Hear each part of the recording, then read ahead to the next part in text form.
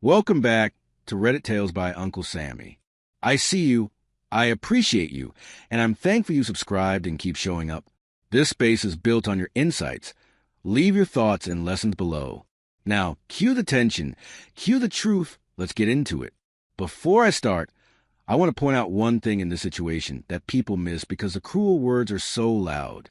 The real warning sign is not only what was said on his birthday, it is that they've been living on postponed promises for years, and neither one of them had updated the deal out loud.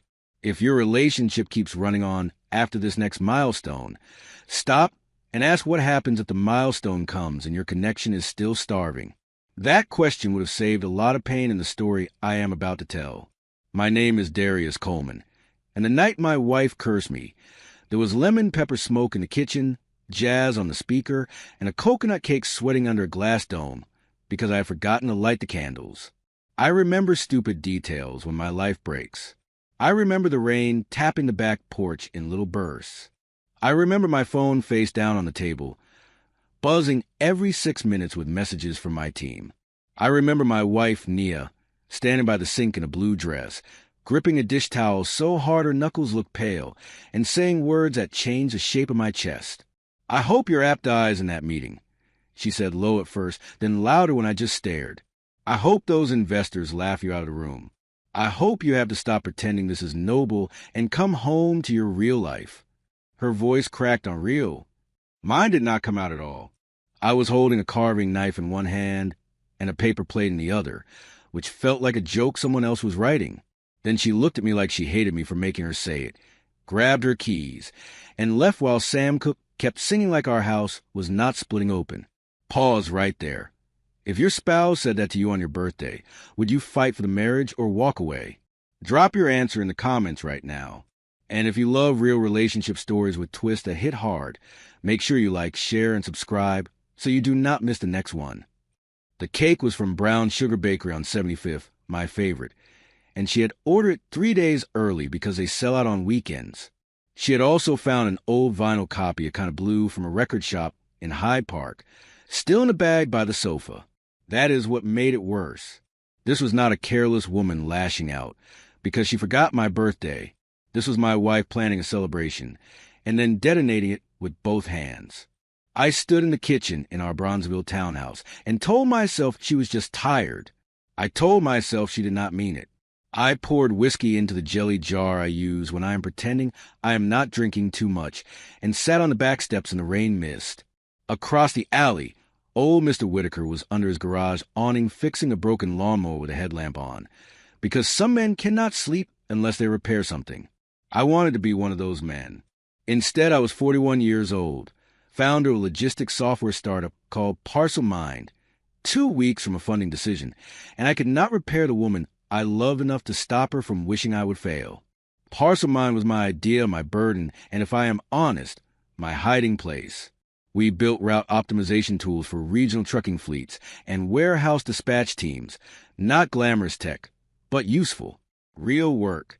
We started in a shared office over a tire shop in Pilsen where the floor sloped toward the windows, and every winter we kept a space heater under the conference table.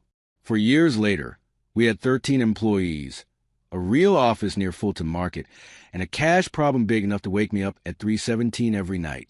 We needed a lead investor, and I needed to stop acting like needing anything made me weak. Nia and I met in Detroit at a church basement scholarship banquet when I was 29 and too proud for my own good. She was there helping her aunt stack folding chairs after the program, still in heels, still smiling, making jokes about how every church basement smells like coffee and pledge polish. I had come to speak about engineering jobs because I was the first person from my block to get a graduate degree. She asked me one question afterward about public transit routes and city budgets, and I remember thinking, that is a woman who pays attention to how systems actually touch people. She was a public school speech therapist then. Later, she became a program coordinator for the district in Chicago, the kind of job that meant she knew the names of 50 parents, 20 principals, and every crack in a bureaucracy. She color-coded her calendar. She clipped coupons but bought expensive olive oil. She called my mother every Sunday and brought her gumbo when her knees acted up. She hated wet socks. She had a habit of touching my shoulder with 2 fingers when she wanted me to slow down and listen instead of solve. I loved that habit and still managed to ignore it for years. We married in early October in Detroit on one of those sharp blue days where the air feels scrubbed clean. Her uncle played trumpet during the processional because she said she did not want a wedding that sounded like everyone else's. We moved to Chicago for my job at a freight analytics company, bought a narrow brick house when rates were low, and spent our first married winter arguing over radiator heat and laughing at the little corner store cat that slept on the potato chip display. It was a life with shape to it. We were not rich, but we were moving in the same direction. The first time I said I wanted to leave my job and build Parcel Mind, Nia did not flinch. We were eating breakfast at Peaches on King Drive, and she looked up from her grits and said, "Tell me the risk like you would tell a bank." That was her gift. She did not feed fantasy, and she did not kill it either. I drew numbers on a paper napkin while a bus hissed outside. She listened, asked where our health insurance would come from, and asked what timeline I was promising. 3 years of stability, I said. She looked me dead in the face and said, "Write that down." We wrote it down. Literally. We had a yellow legal pad called a deal tucked in a kitchen drawer. Rule 1, we would not borrow from family. Rule 2, we would not miss mortgage payments to keep the company alive. Rule 3, if we were still unstable after 3 years, we would reassess without ego. Rule 4, no lying by omission, especially about money. We signed the bottom and laughed because it felt dramatic. I still remember the pen she used, a purple one from her school bag. Years later, I would find that same legal pad under a stack of utility bills and feel sick. The first year was brutal, but clean. I took consulting gigs, built prototypes at night, and met warehouse managers who let me watch dispatch boards over burnt coffee. Nia tested every screen I made and told me when the buttons made no sense.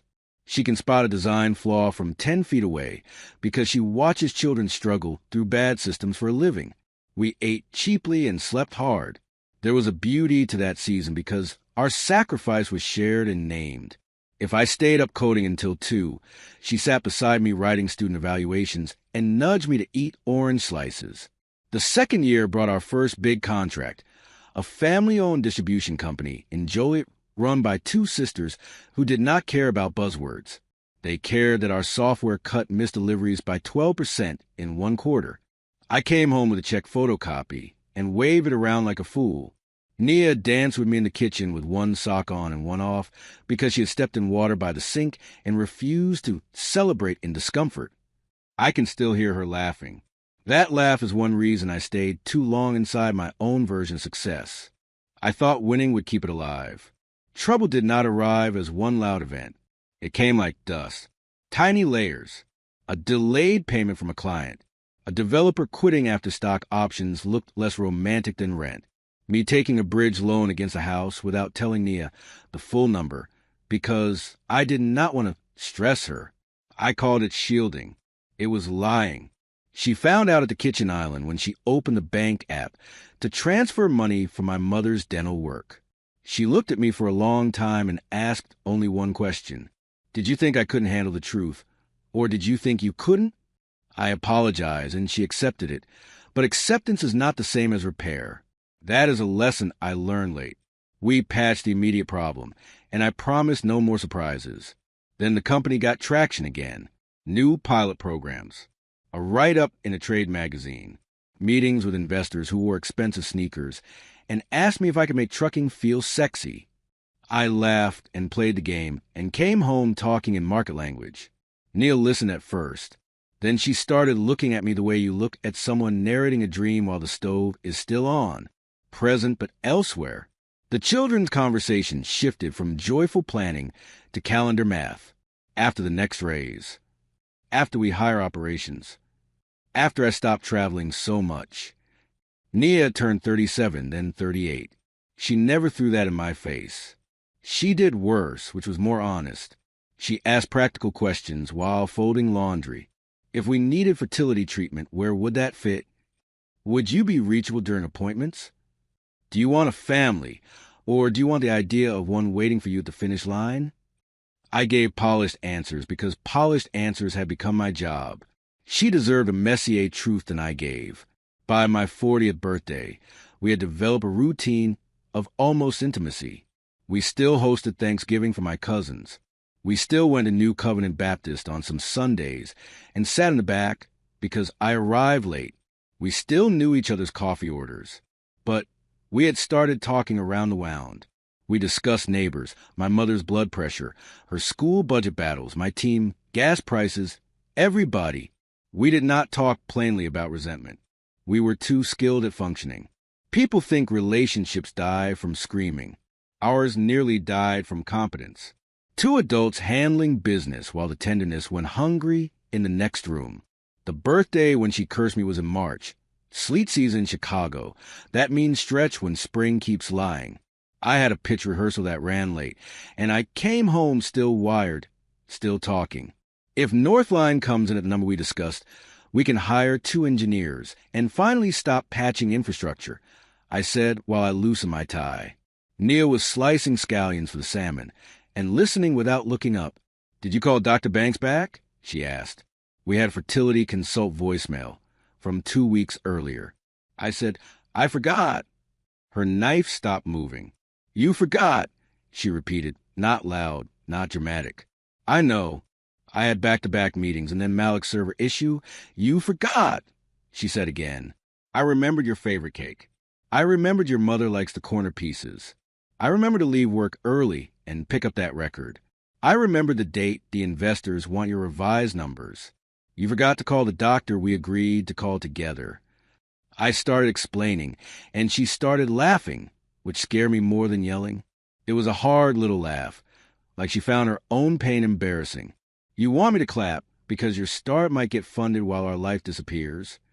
I got defensive fast. Too fast. "That's not fair, Nia. I'm doing this for us." She wiped her hands and turned to face me. "No, you started this for us. Now you are doing it for the version of yourself that cannot stand to stop." I told her she did not understand the timing, the stakes, the pressure. She told me pressure was not a membership club. I brought up the mortgage as if she had not been the one carrying us through 3 shaky quarters. She brought up the legal pad in the drawer. I said something ugly about her wanting guarantees in a life that had none. Then came the curse. Clean, sharp, no curse words, no theatrics. Just a wish for my professional failure delivered by the woman who used to test my prototypes at midnight and tell me where the user journey broke. When the door slammed behind her, I stood in the silence and realized my anger was not the biggest feeling. Fear was, because the thing in her voice was not just rage. It was exhausting. Exhaustion is dangerous. Angry people still care what happens next. Exhausted people start imagining life without you. I knew that, and I still spent the next hour muttering about disrespect instead of calling her. That was decision number 1, and I could have made it differently. I could have gone after her right then. I could have driven to her sister's apartment in South Shore, knocked, and begged us into a fight that at least kept us in the same room. I did not. I told myself giving space was mature. The truth is I was ashamed, and I wanted to be right more than I wanted to reconnect. So I sat on the floor of my office with the cake knife beside me and rebuilt my pitch deck until dawn. Not because I was inspired, but because work was the one place I still knew my lines. Around 3 in the morning, I opened the kitchen drawer looking for a charging cable and found the deal, the yellow legal pad. I sat at the table and read our rules under the dim light over the sink. No line by omission. I laughed once, a dry sound. Reassess without ego after 3 years. We were in year 4.5. I had blown through our own terms and called it vision. There was a grease stain on the corner from that breakfast at Peach's. Her purple signature had faded. Mine looked darker, pressed harder, like I had always needed to leave a mark. By 6, I had not fixed my marriage, but I had stripped the shine off my investor presentation. I deleted slides with fantasy timelines. I cut the slide where I compared our growth curve to companies 10 times our size. I made a new section called What Breaks Us and forced myself to list real threats. Customer concentration, long sales cycles, my leadership bottleneck, weak operations reporting.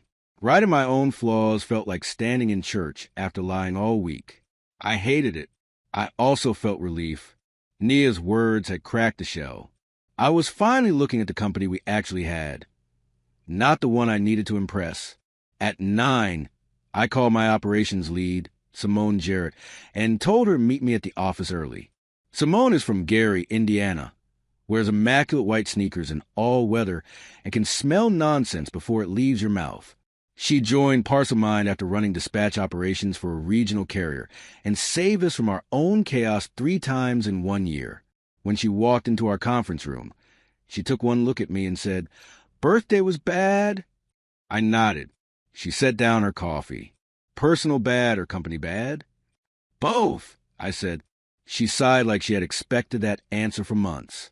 I showed Simone the new deck. She read in silence, tapping the table with a pencil. "This is the first honest version," she said finally. "Also the first one where you admit you are our bottleneck." I sat back, braced for insult. Instead, she shrugged. "Good. Investors know that already. The question is whether you know it." Then she asked where Nia was. I said I did not know. Simone's face changed, softer but not coddling. "Darius, if she cursed your company, she was trying to hit the thing you worship. You need to hear the message, not just the tone." I hated how accurate that was. We spent the day rebuilding the narrative. Not a miracle startup. A useful company with strong retention, ugly middle years, and a path to scale if we stopped pretending I could personally solve every fire. By afternoon, our lead engineer Malik and our product designer Raina were in the room too. Malik talks fast when stressed and drums rhythms on laptop lids. Raina writes in tiny all caps and never raises her voice, which somehow makes her critiques land harder. We tore apart assumptions, tightened pricing logic, and mapped a hiring plan that included a real chief operating officer. Saying COO out loud felt like admitting I was not enough. It was true. Nia texted me once that day, "Staying with my sister. I need time." I typed 6 different replies and deleted all of them before sending, "I understand. We need to talk when you're ready." Even that sounded rehearsed. I wanted to write, "I found a legal pad. I remembered the purple pen. I am scared you are done." Instead, I wrote something polite, because politeness is easier than vulnerability when your pride is still bleeding. I told myself she would hear the real apology after the pitch. After I won, there I was again, postponing intimacy until after the next milestone, as if winning always came first. 2 days later, I made decision number 2, and it also could have gone another way. I was walking back from a bodega near the office with a turkey sandwich and a ginger ale when I saw Nia's brother, Everett, outside Leon's barbershop on 47th. Everett is one of those men who can ask one question and make you tell a truth you were hiding from yourself. He waved me over, looked at my face, and said, "You look like week-old coffee." He already knew Nia was with their sister. I started to explain. He held up a hand. "Are you trying to fix this or win it?" I could have lied. I could have said the right things and kept moving. Instead, I leaned against a brick wall beside the shop window and told him the ugly version. The forgotten doctor call, the bridge loan, the pitch, the curse, the way I kept promising change after the next checkpoint. He listened without interrupting while clippers buzzed inside and a city bus rattled past. Then he said, "My sister is not mad you built something. She is mad you made her live inside your emergency for years and called it partnership." I asked if she was coming home. He said, "That depends on whether the home still has room for her." That night, I almost went to her sister's place anyway. I sat in my car outside their building for 10 minutes with the engine running, hands on the wheel, and imagined all the outcomes. I imagined Nia opening the door and seeing me as a grand gesture. I imagined her seeing me as another man invading her space because he could not tolerate discomfort. I drove away. I chose restraint because for once I did not trust my motives. I wanted relief, not repair. Instead, I went home, put the untouched birthday record on the turntable, and listened to the trump in the dark until the side ended. The next morning, Nia called while I was revising our customer retention slide. Her voice was tired but steady. "I shouldn't have said I hoped you'd fail," she said. I meant I wanted this version of our life to stop. I wanted the chaos to stop. I closed my laptop. No. There was a pause. Then she whispered, I didn't mean it. I still love you. I leaned back in my chair and stared at the ceiling stain above my desk. I had waited to hear those words, and somehow they did not solve anything. Love was not the part one doubted anymore. I love you too, I said, because it was true and because anything else would have been cruel. Then I added, but love doesn't cover what we've been doing to each other. She was quiet long enough that I checked the phone to make sure the call had not dropped. No, she said finally. It doesn't. We did not reconcile in that call. We set terms. She would come home after the investor meeting, and we would talk that night. No pretending. No victory speeches. No sliding past the fertility issue again. And if the meeting goes bad? I asked. Then we tell the truth faster, she said. The investor meeting was with Northline Capital in a high-rise near the river, all glass walls and quiet carpets that made me feel louder than I was. I wore my charcoal suit, the one Nia picked because she said black made me look like I was in a funeral. Simone, Malik, and Raina came with me. In the elevator, Malik started bouncing his knee. Simone touched his sleeve and said, breathe before they think we're pitching a hostage situation. We laughed, and I was grateful for the laugh because my stomach was in knots. I kept hearing Nia's whisper, I still love you, but I never finished the sentence in my head. I did not know how, but I knew what came after it was not simple forgiveness. Northline's partners were sharp, mostly quiet, the kind of people who make you feel silence with extra words if you're insecure. I started the way we had practiced, then stopped and told the truth instead. Before I sell you upside down, I said, I need to show you where we are fragile. One partner looked up from her notes. Another leaned back and folded his arms. I kept going. I talked about our wins and our choke points, and I said my own name on the bottleneck slide. They asked hard questions for an hour. Why was our sales cycle still so long? Why had I delayed hiring operations leadership? What happened if a major customer churned during the raise? I answered without performing certainty. I said, I don't know yet, twice, and followed both with what we were doing to learn. Simone handled operational questions better than I would have, and I made sure she did. That was new, too. At one point, a partner asked whether I was truly willing to share control, or just saying that because my runway was thin. I thought of Nia. I'm late, I said, but yes. We left without a term sheet, which is normal. But normal feels terrible when your marriage is hanging in the balance and your company account has 8 weeks of cash.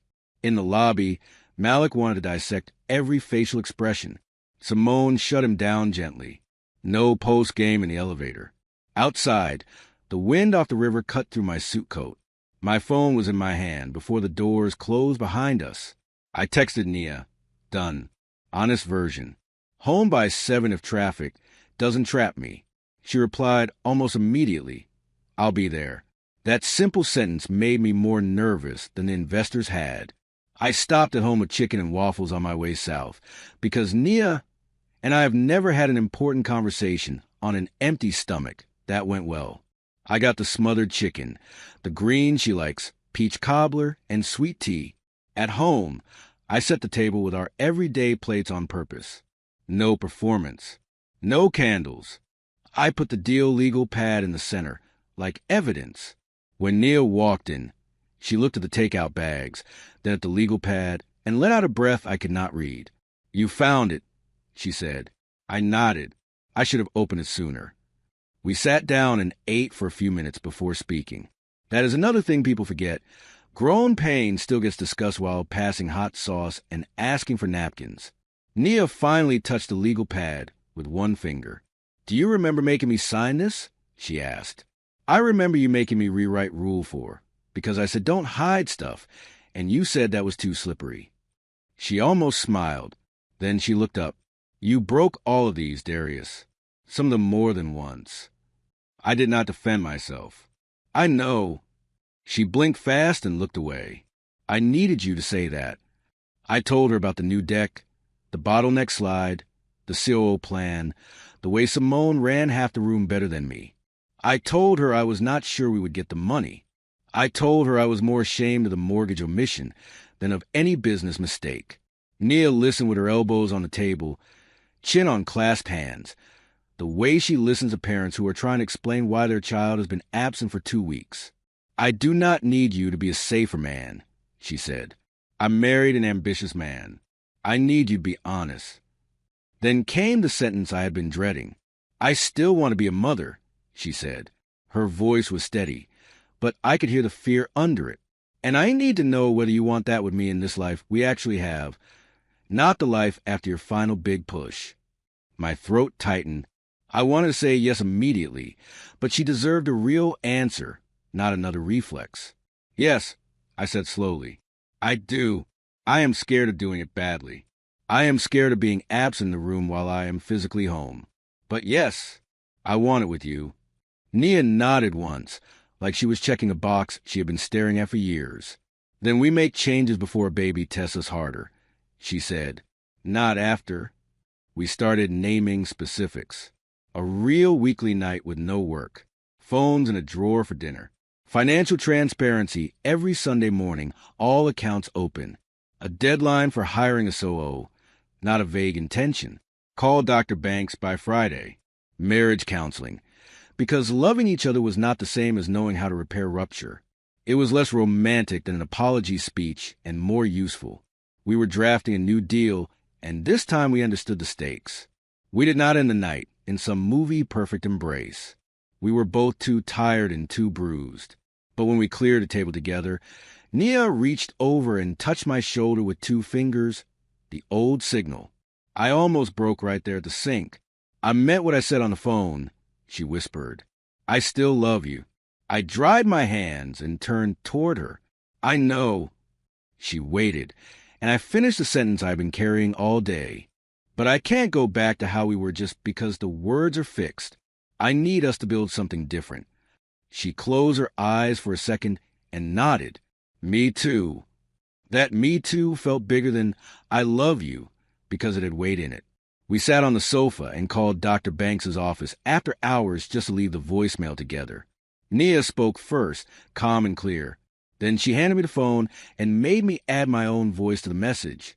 I am Darius Coleman, I said into the little microphone, and I am calling because we should have called sooner.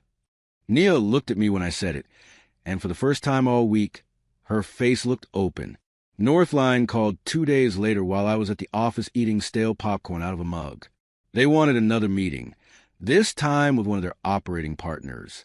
I nearly launched into celebration mode before I remembered our new rules. I called Nia first. She answered on the second ring, whispered that she was in a school budget meeting, and I said, "Good news, maybe. Can I tell you tonight?" She was quiet, then laughed softly. You asked instead of dumping it on me while I'm working. Look at you. It was a tiny moment. It mattered. Change is often born before it becomes visible. The operating partner they brought in was a black woman named Rochelle Benton, former COO of a manufacturing software company. Straight posture, no wasted words. She had read every line of our data room and knew exactly where our process broke. During the meeting, she asked me why I delayed delegating operations. I started to give my usual answer about runway and timing. She held up a hand. No founder mythology. Tell the truth. I glanced at Simone, then back at Rochelle. I thought control was the same thing as care, I said. Rochelle nodded once. Good. That confusion kills companies and marriages. We got the offer the following week. Not as big as my fantasy number, but enough. Enough runway to hire, stabilize, and stop treating every payroll cycle like a hostage negotiation. I signed the term sheet in our office conference room with Simone beside me and sent the team to celebrate at a spot in West Loop where Malik swore the wings could convert vegetarians. I did go for one drink because I wanted to honor the people who carried this company. Then I left early, which shocked them. Boss got a date, Raina said, smirking. I did. My wife was at home, and that was the best room. Money changed some things fast. We paid off the second mortgage. I slept through the night for the first time in months. The constant panic quieted enough for me to hear myself think. But the deeper changes were slower and less flattering. I had to learn not to reach for my phone during dinner. When Slack buzzed, I had to let Simone handle a client escalation without hovering. I had to sit in counseling and hear Nia describe what it felt like to become the witness to my husband's obsession without interrupting to explain my intentions. Consequences do not vanish because cash arrives. They just stop hiding behind urgency. Our counselor, Dr. Ellis, was a middle-aged man with tortoiseshell glasses and a habit of letting silence stretch until one of us stopped performing. In our second session, he asked each of us what we feared most if we changed. Nia said, "I fear I will trust him again and end up in the same loneliness." I said, "I fear if I loosen my grip, everything I built will fall apart, and I will resent my family for it." Saying that out loud made me sound like a villain in my own life, but Dr. Ellis just nodded. "Good," he said. "Now we know what truth to work with." I hired Rochelle as our COO 3 months later. Northline had introduced us, and after a long courtship she agreed on one condition: clear authority, not symbolic authority. "If you hire me to professionalize your chaos and then override me every time you get anxious, I will leave," she told me in a coffee shop in the Loop. Stirring tea without looking up. Old Darius might have bristled. Newer Darius said, "Put that in writing." She laughed, and we did. The first month with her was like physical therapy for my ego. Useful, painful, and full of exercises that looked simple until I tried them. Meanwhile, Nia and I rebuilt ordinary rituals.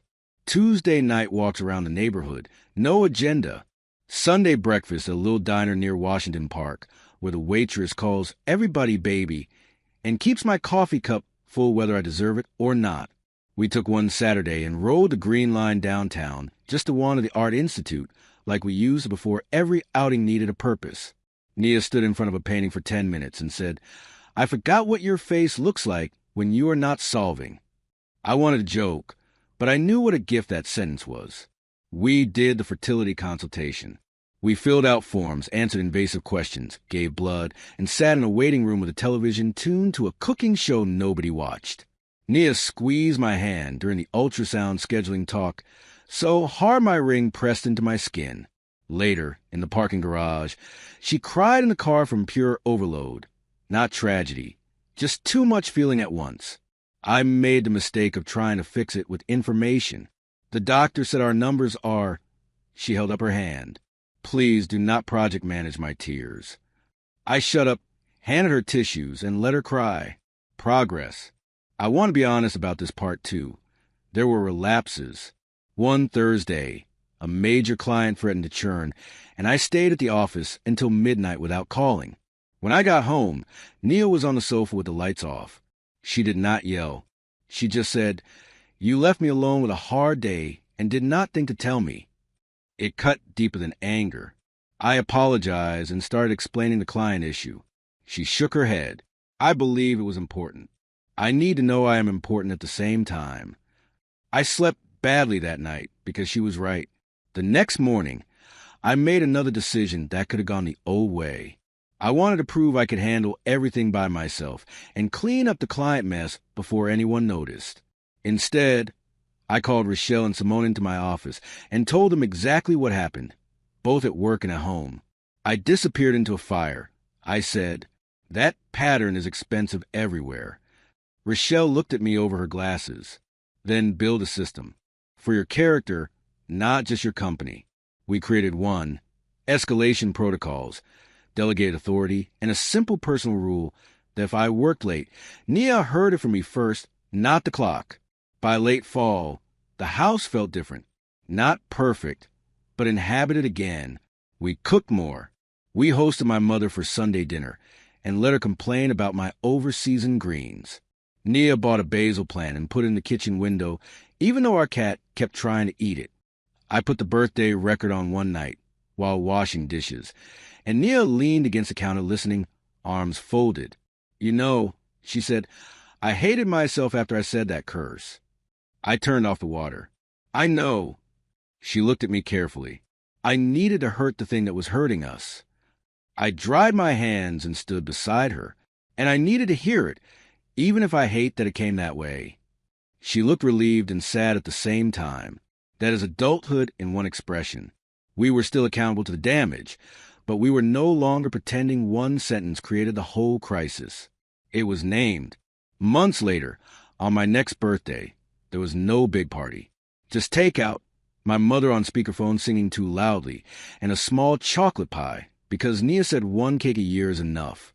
We laughed more than we talked, and that was exactly right. After dinner, she handed me a flat box wrapped in newspaper comics. Inside was a yellow legal pad, our original one, with fresh pages clipped behind it. On the first new page she had written, in purple ink again, "The deal revised." I sat there staring at it, while the radiator hissed and a siren passed outside. "Go on," she said. "Open it." The new rules were simple and less dramatic than the old ones. Tell the truth early. No milestone is allowed to postpone care. Shared money means shared knowledge. Ambition is welcome. Neglect is not. "You forgot one," I said, smiling a little. "What?" she asked. I took the purple pen from behind her ear and wrote, "When one of us says, 'slow down,' the other one listens before defending." She watched me write it and nodded. That should have been rule one from the beginning. We signed at the bottom like we were younger and still a little foolish. Except this time we knew signatures do not protect anything by themselves. Practice does. Nia rested her head on my shoulder, and we sat there in the small sounds of our house. The same house that once felt like a waiting room now felt like somewhere we were actually living. If there is a practical takeaway from this one, it is not never say something cruel when you are hurt. Of course, do not do that. But the deeper lesson is what happened after. A whispered, "I still love you," did not erase the damage, and money did not solve it either. What changed them was naming the broken pattern, opening the old legal pad, calling the doctor together, and building rules they could practice when stress came back. Pay attention to the moments that seem small, like a missed call or a late-night silence. Those are often the real turning points. Darius and Nia did not survive because the startup got funded. They survived because they finally stopped treating love like a reward that arrives after success. They treated it like work worth scheduling, protecting, and telling the truth inside of, that is harder than any pitch deck. And it lasts longer if you do it right. If this story stayed with you, that means you felt the truth in it. Love can survive hard words, but only if behavior changes. If you want more original stories like this, real emotion, real consequences, and real choices, please like, share, and subscribe. And in the comments, tell me which moment hit you the hardest. The birthday curse, the whisper, or the legal pad rules. The end.